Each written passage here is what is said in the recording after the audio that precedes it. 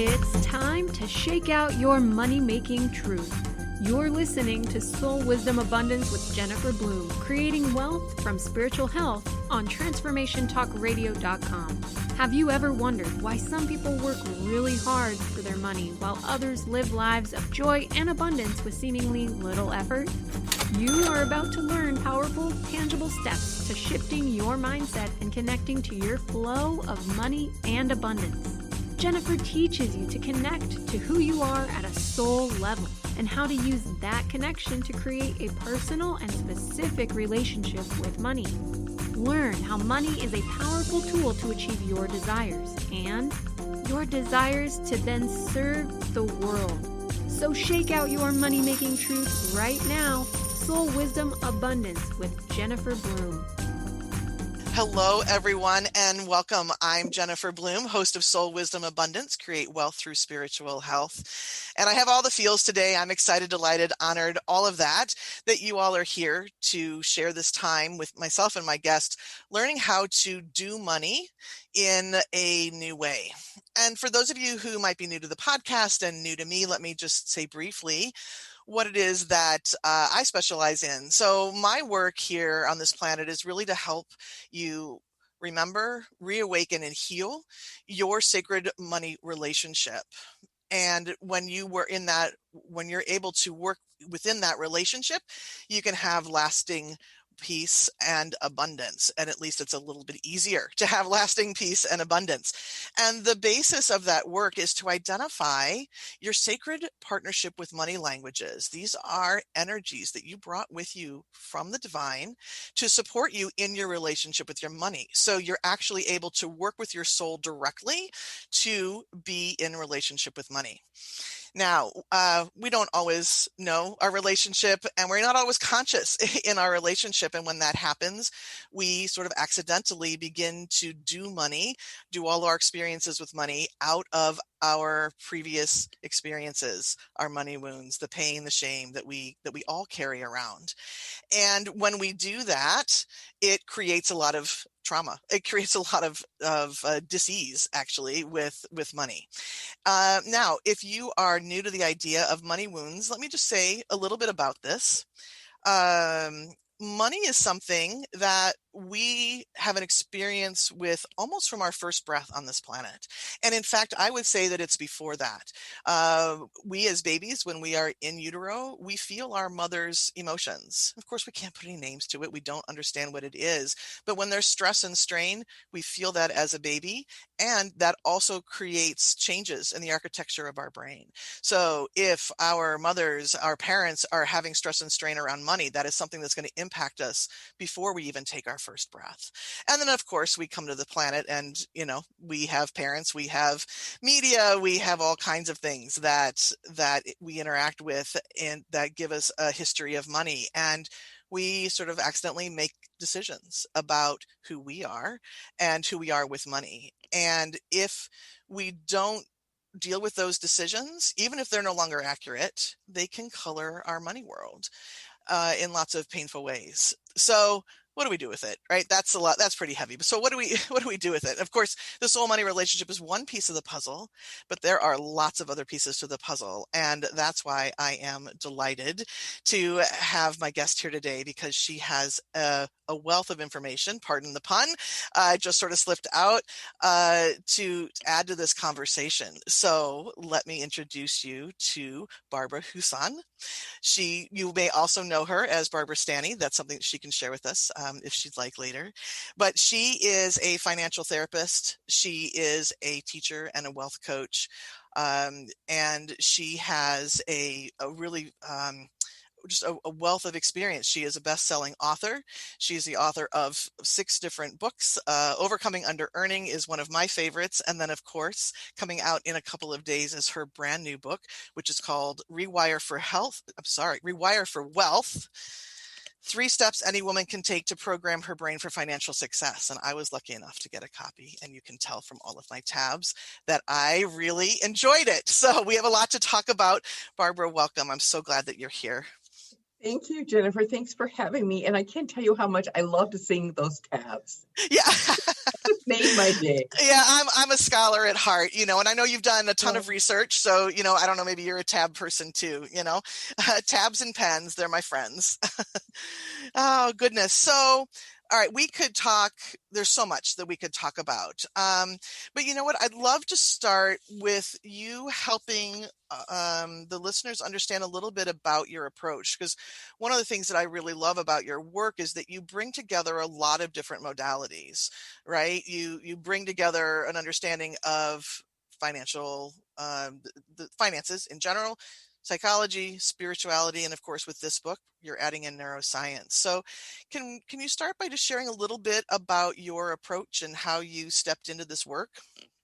So let me go back, because honestly, my money story, Jennifer, is not one that would have put me here talking to you. I had to drastically change it. So I was born in a wealthy family.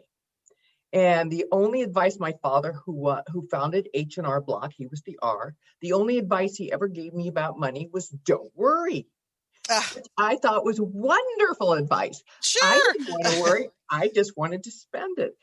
And I married a man who was a stockbroker, so he was perfect. But what I found out very early in our marriage is that he was a compulsive gambler. Oh, and yes. Over the course of our 15 years that we were together, every year I'd find out he gambled all this money of my inheritance away. And here's the insane part. I continued to let him manage it because that's how terrified I was and so intimidated by finances. And I was raised, my story, my parents told me, making and managing money is a man's job. And that was true for me. And so finally, after 15 years, we got a divorce. But that wasn't my job, making or managing money. So I decided money's not my thing. I don't want to deal with money.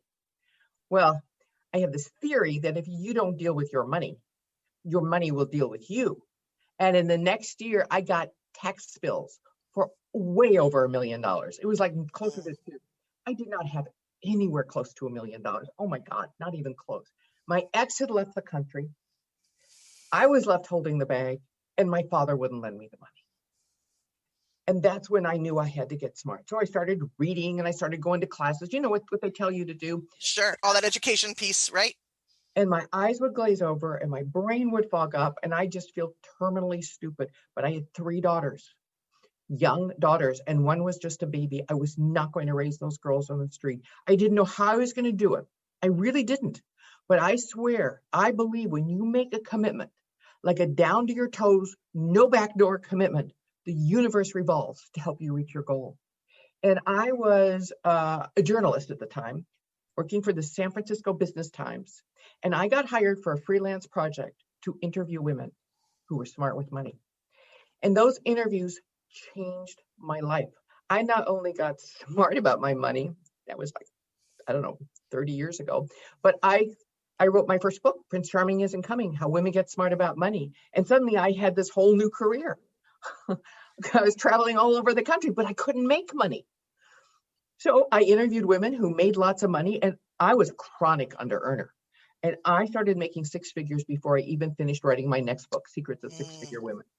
And then I wanted to see if I could teach others what I was learning. And I wrote Overcoming Under-Earning. And then my next book, which was my last book, I have a couple of others. And then my next book, my last book, which was called Sacred Success, A Course in Financial Miracles, is when I came out of the closet, finally, out of my spiritual closet, and talked about what a key part spirituality played in my healing. Yes, I'll leave it at that. Yeah. So I would say that money was a teacher for you. Would you agree?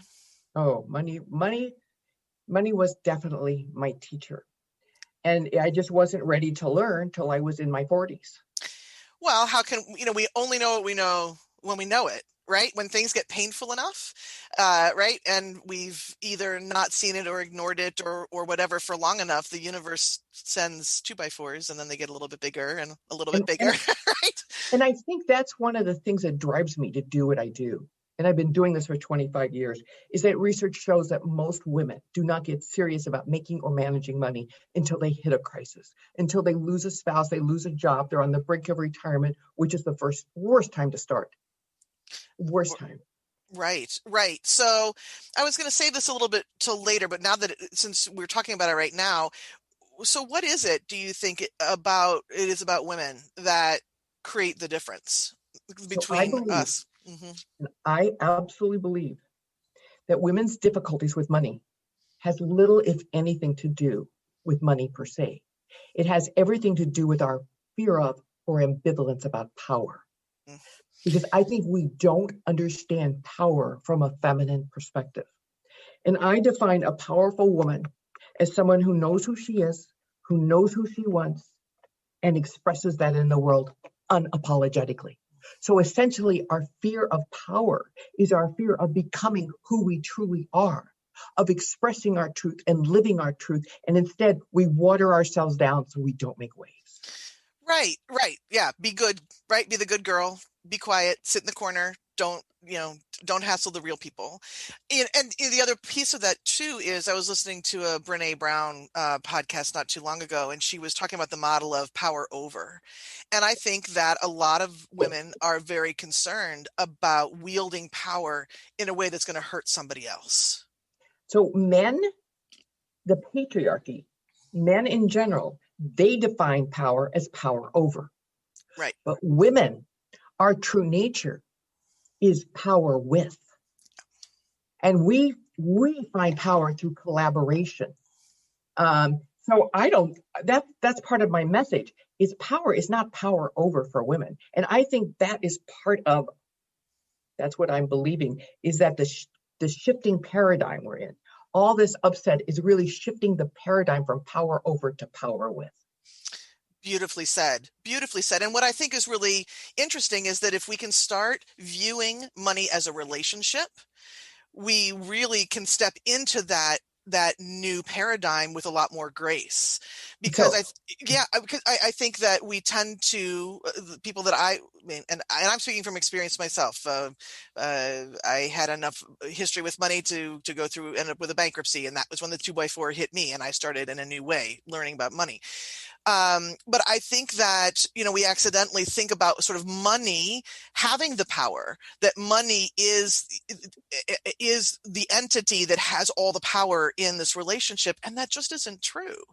So I perceive money as you can have a legendary love affair. It can be the best lover ever, because all money wants is to serve you and support you for the rest of your life.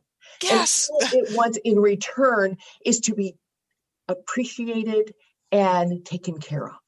And right. When we can appreciate and take care of money, it will support us and serve us for the rest of our life.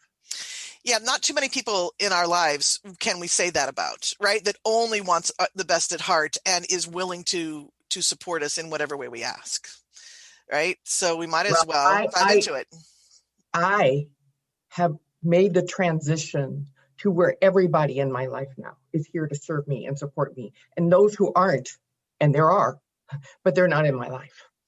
Well, and sounds to me like you've done your work with power then, right? You've decided your own power. I've done my work. Yes, you. A lot. With power, with fear, with insecurity, with a lot of things. And I think that's it. So what I feel like is money magnifies whatever we have going on. Money doesn't cause us shame. I believe money magnifies the shame we have. Money magnifies the insecurity we're carrying around for other areas, because whatever is going on with money is going on in other areas of your life as well. Yeah, absolutely. Absolutely. And it doesn't, because money really is neutral, right? I mean, it's just, all it is currency. And I'd use the example. You can take $100 bill and you can put it on the floor. That $100 bill can't shoot a gun and it can't bandage a wound. It does nothing. It is what you do with it. That's right. That gives it its power. Yeah, and I think there's a number of people that I too talk to who the stumbling block is if I have the money that I want, it's going to change me, right? It's going to do something to my character. I'm going to accidentally end up being like all these people that I see that are doing horrible things with their money. And so I don't want it. Of course, that's the unconscious thought, but that is so untrue. Notice how, because the problem is the belief, the prominent belief is that money is bad and the people who have it are bad. If you could just shift your focus and look at the people who have money, who are doing amazing, wonderful, credible things in this world. So it's however you want to see it. Right. And it speaks to what you're talking about in rewiring your brain, right? Our brains are only going to give us evidence of what we believe. So if we believe that money is bad, that's what's going to keep getting fed to us. We're going to hear the story on the radio, walk through the store at just the right time to hear the story on the TV about the terrible thing that happened, as opposed to if we have this underlying belief that money is divinity, it's love, it's neutral, then we get that. Those are the stories that we begin to hear, and we can begin to really create a change in focus. Okay, so let me ask you a new question here. So one of the things that we want to talk about today, or what I talk about today, is wealth. And this idea, because I think a lot of people say, I want to be wealthy, and yet can't even say what that means. Maybe it's a dollar figure, but when asked why that dollar figure, they can't even quite give it. So tell me, what is your definition of wealthy? So I'm going to give you a little longer story than just my definition. So yes. there's three levels of financial development. There's survival, stability, and wealth. Mm-hmm. Survival is not enough. Stability is just enough. And wealth is more than enough. And that's not about a dollar amount, but it's more than that. Wealth is that you have more than enough, and you know it. And you know it. I know many people come to me who have millions, and they feel financially insecure.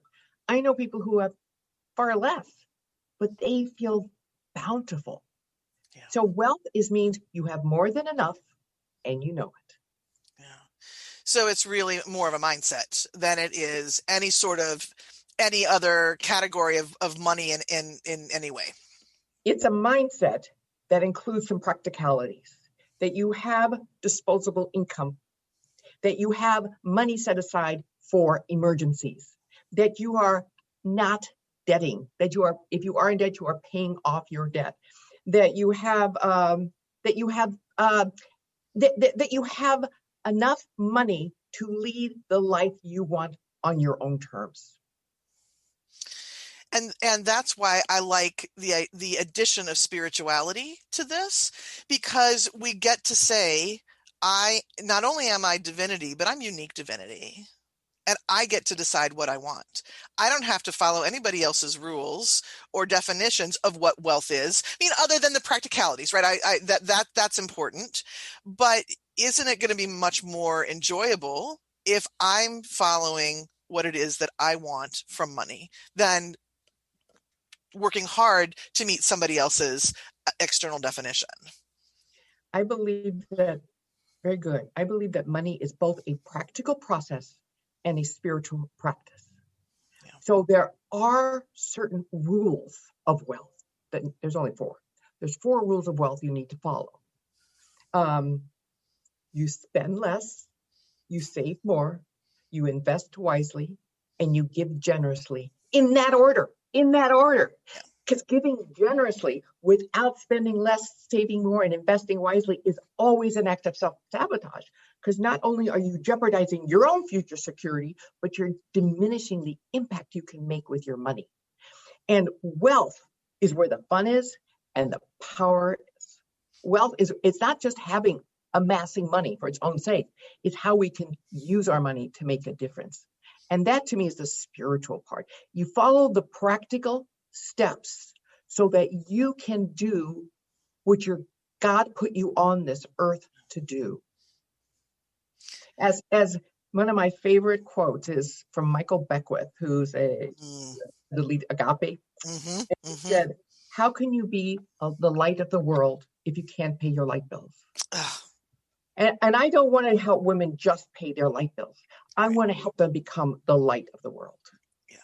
Beautiful. And never, never, never in our history has it been more important for women to step into their power, step up to the plate, and really step into themselves as a light. Really let the light shine. Our world is in need of that. We don't need to follow that road particularly in this conversation, but I think leaving it at saying there's a lot of healing that this world is ready for, and women And that lead means it.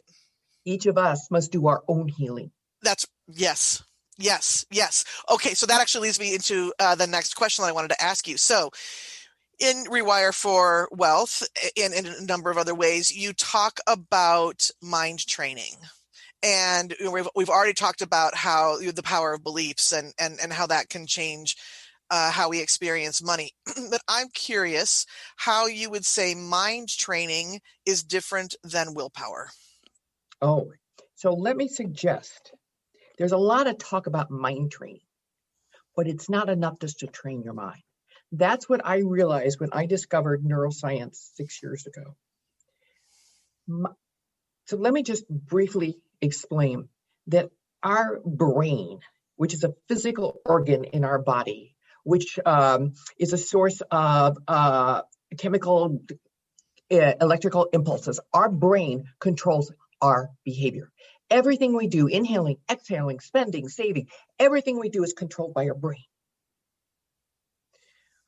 Our brain is shaped by our mind. And our mind is a non-physical entity, the source of our thoughts and feelings. And what neuroscience has shown me is that what flows through the mind is what shapes the brain. So if you want to change your behavior, you must change your thoughts and feelings in order to rewire your brain and start weakening the old neural pathways that say there's never enough or money is bad, and strengthen the new neural pathways that say whatever you want. Because believe you can, believe you can't, either way you'll be right. Exactly. Well, and those neural pathways can be really strong. You think about the example I give, and of course I'm getting too old really to use this example, but if you think about a record, the vinyl record and the needle, when you practice a thought over and over and over again, you wear a groove, right? You're not going to be able to move forward in the song, right? So it takes a lot sometimes to reorganize. Not sometimes. Not sometimes. Yes. What you said was really good, but it's sometimes. It's always. Yeah. Those neural pathways always are like a vacuum cleaner that want to suck you back in. Yes. The brain doesn't want to change. It takes massive effort. It takes a focused intention to do it. Yes, you're so right. Yeah, it really does. And so, words get thrown around like willpower. And I guess I just want to make sure that people understand that we're not talking about the willpower to not eat a cookie after dinner, or, I think that people and myself have had misunderstandings, right? It's not about getting so strong that I can continually overwhelm a thought. It's literally restructuring the mind. That's what you're talking about, right? We're not talking about just effort. Yes, it takes effort to get there, but it's for a purpose, an end result. It's not a white-knuckled approach. Yeah. Because when you do the white-knuckled approach, I'm not going to eat that cookie. I'm not going to eat that cookie. I'm not going to spend money on those shoes. I'm not going to do this. I am going to do this. What happens is it's so easy to flip back because willpower doesn't work. It just doesn't over extended time. So what you need to do is actually rewire your brain, which is it's a very simple process. It's very simple, but it just takes, as you said, Jennifer, it takes massive effort. So if you want, I can tell you the 3 steps to rewire your brain. I would love it. Let's get into it. Okay. Yeah. So this took me years to get to this, years of playing around and working on myself. So basically there's 3 steps to rewire your brain. I'm going to say them quickly, then I'll explain them. Those 3 steps are recognize, reframe, and respond differently. So recognize means recognizing or observing the negative thoughts in your head. Observing them, but observing them in a certain way. Observing the thoughts with curiosity, not criticism or judgment. So let's say, okay, so every book I've ever written, half the projects I do, what goes through my head is I don't have what it takes. I don't have what it takes. So I'm writing this new book, Rewire for Wealth. And my voice, my head's telling me, you don't have what it takes. You can't do that. And always before, I kind of powered through. This time, I said, wait a minute. I'm teaching this stuff. I need to learn it. So I said, I'm going to rewire that belief. So I would be writing, you don't have what it takes. You're a crappy writer. I would say, thank you for sharing. And then I'd recognize, isn't that interesting? Isn't that interesting? That separates you from your thoughts. Isn't that interesting? With curiosity, I am having a thought about not having what it takes. And I am having a thought further separates you from that thought because the thought isn't true. It's just a thought. So second, you recognize. Second, you reframe. You see it differently. Okay, I'm gonna pause you right here just for a second because we're gonna have to take a break in just a few moments. So, in terms of, let me just ask you a quick question here about recognition. So, how do you begin to recognize that thought as someone you don't want? Anything that doesn't feel good. Any thought that doesn't feel good is not a thought that you're supposed to have. Love that. Yeah. No, I love that because I think that we can talk about this on the other side of the break. I think that we don't let ourselves have enough joy, quite honestly. And we think we have to live with beating ourselves up. That's an old thought, right? So anywhere that's how you know where you're giving your power away. Yes. Whenever you're not happy. Whenever you're not happy, it's because you're giving your power away. Okay. Taking my own note on that. All right, so let's pause for just a second. And you are listening to Soul Wisdom Abundance on Transformation Talk Radio. I am Jennifer Bloom, and we will be back in just a few moments.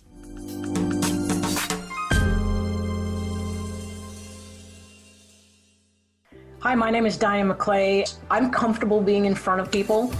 How to make things work in a structured format made me feel a little nervous. Everybody I have worked with on the Transformation Talk team met me with enthusiasm. Their confidence in me spilled over to me and allowed me to just grab onto it and say, oh yeah, that's me and I can own it. Thank you for showing up for me. Thank you for allowing me to put my gifts into the world. And thank you for making me look good while I do it.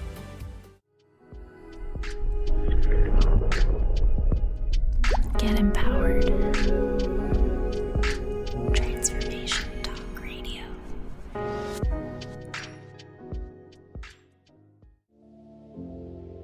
Listen up. The wealth you receive is a result of your personal relationship with the soul of money, meaning your spiritual well-being affects your ability to create abundance. Jennifer Bloom works with people to mend the spiritual disconnects that block up the cash flow. How's your relationship with yourself? Are you in balance with the divine? I know, these are big questions, but there are answers. Take Jennifer's free money relationship quiz to learn where you need to focus your energy and watch yourself grow into the abundance you deserve. Trust the divine. Learn to receive. You are worthy of all the wealth you seek. Visit jenniferbloom.com and click on the purple banner to take the free money relationship quiz. That's Jennifer Bloom, BLOOME.com.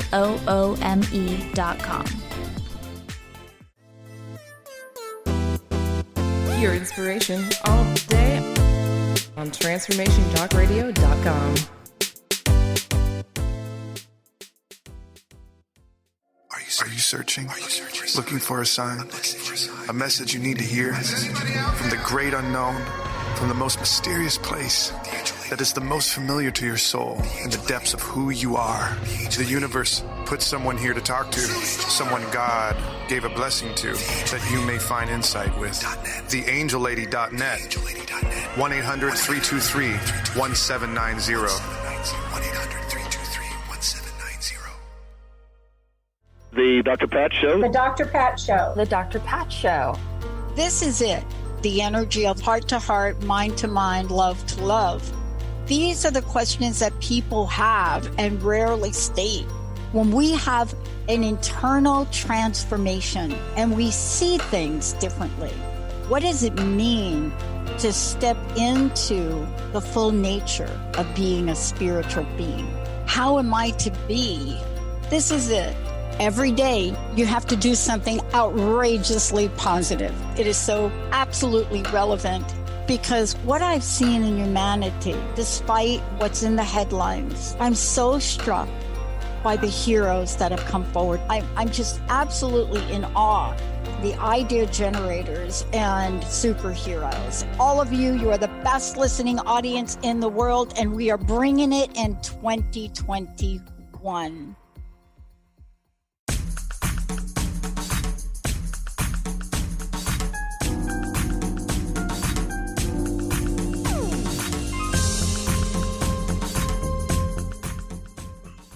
So welcome back to Soul Wisdom Abundance. I'm Jennifer Bloom, and I am here with my guest, Barbara Huson. And we were just in the middle of a really juicy part of the conversation. So you were telling us, Barbara, the 3 steps to rewiring. But you know what? I want to pause for just a second because I want to make sure that people know where to find you and to find more information about the work that you bring to the world. So can you share what the best way is to learn more about your resources?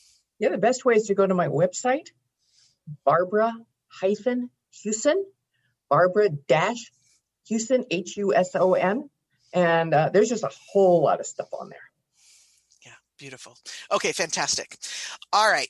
So we talked about the first step of rewiring, which was all about recognition. And you shared with us that amazing thought that anytime that you are not happy, it's a clue. You're giving that power away. So the important thing about recognizing, observing, because we all know our negative thoughts, but observing not with criticism, not with judgment, but with curiosity. This is really critical.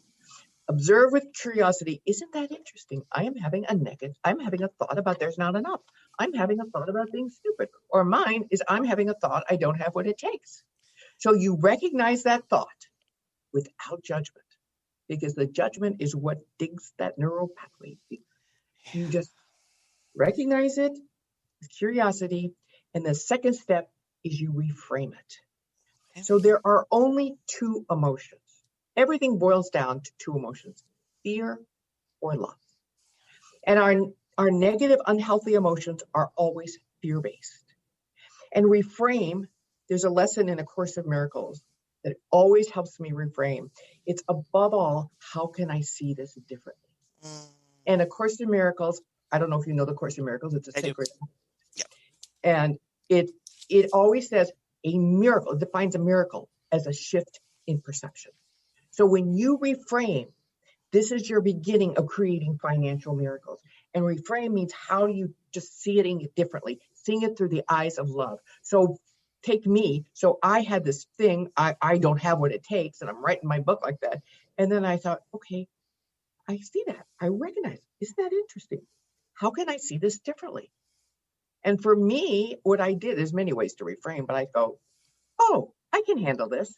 Now, did I believe I could handle it? No, I did not believe it. Even though I had written 7 books before this. Right. I still didn't believe it, but you don't have to believe the reframe. You just have to repeat it often enough that it starts weakening the neural pathway that says you don't have what it takes, and it starts strengthening the pathway that says, I can handle this.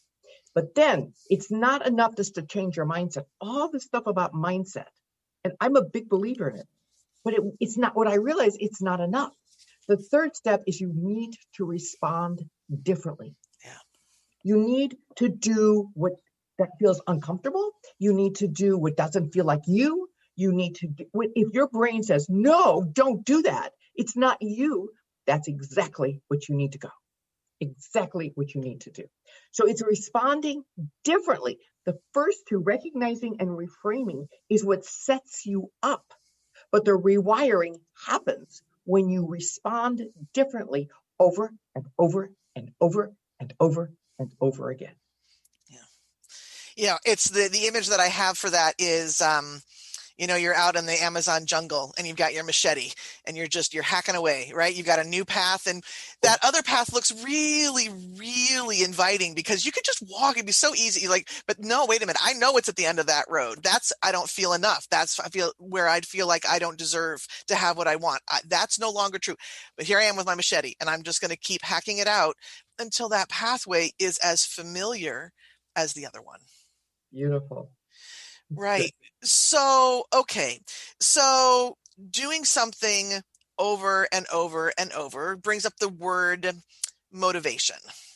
And I'm curious if you can, and this is a little bit of a selfish question, because I really respond to the word inspiration. Motivation feels like sort of this outward force, but inspiration feels like I'm being drawn to it. Can you talk a little bit about what we need to have in order to have the fortitude to keep responding differently? So you need to be motivated. That means you really want to do it. Yeah. And you need to be even just, if not more important, you need to be committed. You need to be committed. Like, I'm willing to walk through fire to make this happen. Because if you're not, one, motivated or inspired, I like that. If you're not inspired, and if you're not committed, then when resistance comes up, which it always does, yeah, you'll stop. You'll just stop, because this is a lot of work. Mm-hmm. And it's a lot of work at the beginning, and then it gets easier and easier until all of a sudden what you're trying to rewire actually is your new normal, is your new belief. And you kind of don't know when that actually happens. Right. Can you say a little bit more about resistance? Because I think that's something that, especially in spiritual circles, it gets thrown around a lot. Can you say a little bit more about what you mean by resistance and what that might look like when somebody's experiencing it? Yes, all resistance is internal conflict. A part of you wants to, and a part of you doesn't. So resistance is really a psychological term for resolving conflict. And so it's always, there's a part of us, it's like there's the story of that a butterfly flies overhead and two caterpillars are walking along, and one caterpillar says, "Oh, that's so cool." And the other caterpillar says, "You'll never get me up in that thing." So it's like part of us wants to fly, a part of us is scared to death. Yeah. And so all the work I do with my clients, all the work, it really boils down to getting them past their resistance, because part of them is scared. And if you figure, our brains were designed millions and millions of years ago for one purpose and one purpose only, and that is survival, to keep us safe and make sure. So whenever we feel a threat, whenever we feel even the tiniest threat, whenever we perceive something as a threat, even if it's not, our thinking logical brain shuts down and we go into fight, flight, and freeze. And so resistance is calming the part that doesn't, exploring the part that doesn't want to, really looking at that and strengthening the neural pathway that is probably very weak, if non-existent, starting to strengthen that. And really, the key to rewiring is attention. Whatever you put your attention on regularly gets wired in your brain. Yeah. Absolutely. So I want to take us back just a minute too, because one of the things that you say at the beginning of the book is about, you talk about Course in Miracles, and you talk about the law of cause and effect. Can you speak to that here? Yes. So the Course in Miracles, I discovered the Course in Miracles 42 years ago. And that is what got me through my financial crisis. And that is what got me to where I am today. And okay, I got sidetracked because I get so excited with just the word Course in Miracles. Yeah. So Yeah. your question was what? It's about the law of cause and effect. Oh yeah. So to the world, something out there is a cause. Somebody gets mad at you and you get scared. Somebody says something wrong, you get unhappy. Spiritually, quantum physics says nothing out there makes you happy or sad. It is only your thoughts about it. So the law of cause and effect, nothing out there, it is your thoughts. It is your perception that creates your reality. So you want to change your reality? You change your thoughts, you change your feelings. You do it often enough that those neural pathways get rewired. And so then there's that beautiful weaving, right, of spirituality and science. And that, but it also speaks to our responsibility. And it comes to responsibility with money as well. So I've got like 12 thoughts that I want to say all at once. So let me just take them one at a time. So if we're responsible for our own reactions, then we have so much more power. And once we begin to understand that even with money, we get to respond internally, we get to make those choices. It gives us even more ability to reclaim that power that we have with money. I define responsibility as the ability to respond in a healthy way. Yeah. And so taking responsibility for money means following the rules of money. Spend less, save more, invest wisely, give generously, in that order. So it is our responsibility. And what I love in the Course in Miracles that was a huge watershed moment for me was really reading that everything that happens to us is done by us. The Course says, you are doing this unto yourself. And when I was so mad at my husband for years for gambling my money away. He was the bad guy. He was the problem. Until the Course reminded me, wait, you are doing this unto yourself. I thought, holy moly, I'm the one who gave him the keys to the kingdom. I'm the one who let him manage the money and make all the decisions. He wasn't doing it to me. I was doing it to me. And it wasn't until I got that my healing shifted. Right. And then we get to remember what you've already shared. We are wired for safety, right? We are trying very hard to stay safe. We're trying to follow the rules that we think that we knew to feel safe. And then we get to realize, as you share, there's two voices that we get to listen to. We either get to listen to the voice of ego, right? That is bound and determined to keep us safe, doing the same thing over and over and over again, because that's what it defines as safety. Or we get to start listening to our own soul. But let me suggest that our ego is not bad. No, our ego. No, you're right. You're right. Our ego learned when we were very young how to survive. Yeah. It learned how to get attention, approval, and love. Because to a child, to get attention, approval, and love is how we survive. Take that away, and a child's survival is at stake. So we learned how to get attention. I learned how to get attention by not talking about money. You don't talk about money. That was a very rule in my house. So we learned very early. But what helps us survive as a child will suffocate us as an adult. Mm-hmm. So we need to learn, as you were saying, we need to learn new survival techniques so that we thrive and not just survive. Yeah, beautiful. Yeah, right. And we deserve to thrive. Every one of us deserves to thrive. That's why God put us on this earth. That's right. That's right. I mean, it is almost our responsibility as a spiritual seeker to find ways to thrive, to do what God put us here to do. Yes. Yes. Oh, so good. All right.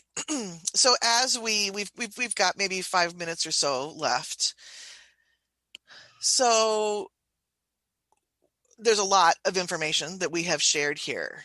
if you were to give someone 3 tips to get started, what would you say? What would be your advice? Three simple things that somebody can start to do. So this is what I did when I was in my financial fog. And this is what I taught my mother to do when she was in her financial fog. And she's very, very good now, 93 years old. She's got it going. 3 steps, because it's small steps consistently taken that lead to remarkable results. So you do these 3 steps for, I don't know, a couple months, and you will be amazed how much smarter you are. First, every day, read something about money, even if it's just for 1 minute or 2. Read something, even if you just open to the business section of the paper and peruse the headlines. Even if you're standing in line at the supermarket, pick up Money magazine instead of People. Even if you're going to bed at night and you take a financial book and you read 1 sentence or 1 paragraph, because it's so much of it is just learning the jargon and the current trends. I call it the osmosis school of learning. When I interviewed smart women for my first book, I saw how many of them subscribed to the Wall Street Journal. So I subscribed to the Wall Street Journal. That sucker came every day. I didn't even understand anything it said. So I just put the finance part of it on the kitchen counter, and I'd walk by it, and by osmosis, I figure I'd pick something up. Well, it was amazing. I did. So every day, read something about money. Do you have a favorite something to read about money? What do you do? I love the Wall Street Journal. I love all my books. Even if you go online and read The Motley Fool, Investopedia.com, just go online and read about anything, just anything that's good. That's good. That's not all hype. Yeah. So okay. Thank you. Okay. So number 2. Number 2, every week, have a conversation, preferably with someone that knows more than you. I think it's our secrecy and silence that keeps us stuck. And after interviewing these women who were smart, I saw how powerful that was. So anybody I would meet who was smart about money, I would say, how did you learn? How did you get smart? What advice was given you? What's the best advice? What advice would you give me? What mistakes did you make? Just pick their brain. And people are usually really, really great about talking about it. So every day read, every week talk, and every month save. And you don't have to save a lot, but automatically have money shifted from your checking account or your payroll check to a savings account. And because of compounding interest, with the Motley Fool call it the snowball effect, that interest earns interest on the interest earns interest, and it really snowballs. It's great. So every day read, every week talk, and every month save. Beautiful. Beautiful. So let me come back to something that you said in that second tip. You talked about secrecy and silence keeps us stuck. So what is your tip for, because money is one of those things you're not, right? You grew up in a household, you don't talk about money. You don't talk about money. You don't talk about religion. You don't, right? So what is your best tip about demystifying the fact that money shouldn't be kept secret anymore? It's a belief that was wired in your brain. It is a belief, especially for women. It is simply propaganda. We've been indoctrinated because by staying silent, we stay small and we stay poor. So you can feel the discomfort. You can feel the thought in your head, I shouldn't. You can, isn't that interesting? I'm having a thought that I shouldn't talk about this. I'm going to reframe this. I really am excited to talk about this because that's how I'll learn. And then you start talking about it, and you may feel uncomfortable. You may feel it's wrong. Do it anyway. Because we women need to talk about money. We sure do. We sure do. So what I'm hearing from you is curiosity, openness, persistence, and habit. Yeah. Is that reasonable? That's very reasonable. Yeah. That's very reasonable. But let me add one more thing. Yeah. And I think this is the most important of all. Beware the words you use. Beware the words that come out your mouth and that flow through your head, because it is the words more than anything that wire your brain, that create your reality. So if you do nothing else, stop putting yourself down. Stop saying negative things about that which you want. Stop disparaging yourself or money in any way. And Do what you fear. Do what feels uncomfortable. That's how you change. And I'm going to let that be the last word. That's fantastic. Thank you so much, Barbara. I'm so honored that you were here today. I appreciate everything that you have shared with the audience. And I am going to strongly encourage people to take a look at not only your previous books, but this Rewire for Wealth is truly a wealth of information. And again, thank you. I'm delighted that you were here. Thank you. And thank you for having me. I really appreciate it. My honor and pleasure. All right, everyone. So we've done it again. We're here at the end of our Soul Wisdom Abundance podcast for today. Thank you for tuning in. And remember, you can listen in on the first and third Friday of every month. And we will be back next time. It's the first part of February, where we're going to be talking about spiritual leadership and money. So that should be a good conversation too. All right, everyone, take good care. And until we meet again, I offer prosperous blessings. Take care, everybody. Bye-bye. Thank you for listening to Soul Wisdom Abundance with Jennifer Bloom, creating wealth from spiritual health on transformationtalkradio.com. To learn more about Jennifer Bloom or listen to past shows, visit jenniferbloom.com. You can subscribe to this podcast on any of your favorite podcasting outlets. Simply search Soul Wisdom Abundance with Jennifer Bloom. Views expressed on this program are those of the host, guests, and callers, and do not necessarily reflect the views of the station, its management, or advertisers. You're listening to Transformation Talk Radio.